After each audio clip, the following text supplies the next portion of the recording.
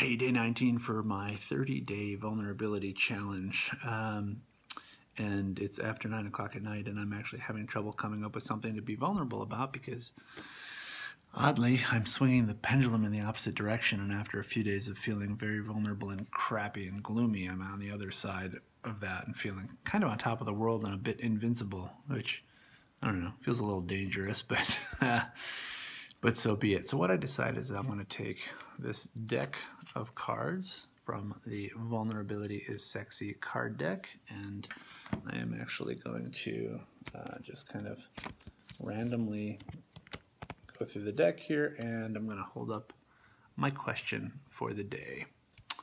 What was the hardest obstacle that you've had to overcome in your life? Ba-ba! Well, that's not an easy question to answer. I gotta take a moment. The hardest obstacle to overcome in my life. Well, I'll just say I want to share what's coming up for me, and I don't know if it's the hardest or not. But when I was in Los Angeles and dating that married woman, some of you have heard that story, Lisa. I was desperately in love with her, and thought that I was going to build my future with her, and when that didn't come to be, and she went back to her husband, that 3-month window, I was full of just gut-wrenching pain for me.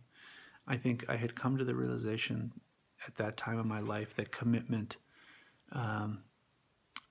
was a choice, and I chose to be committed to her, and our love for each other was exponentially more, I think, powerful because of the dramatic circumstances of being amidst an affair.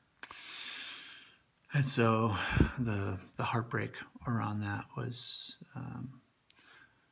pretty deep and wounding.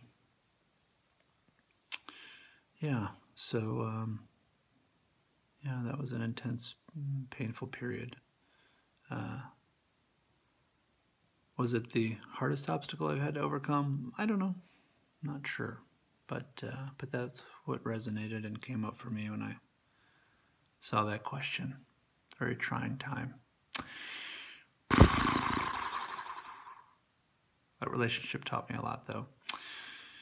There's Corey, always looking on the bright side. My wife sometimes calls me Silver Lining Corey.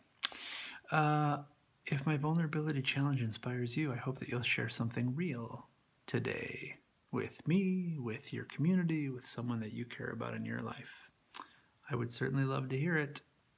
Thanks for listening.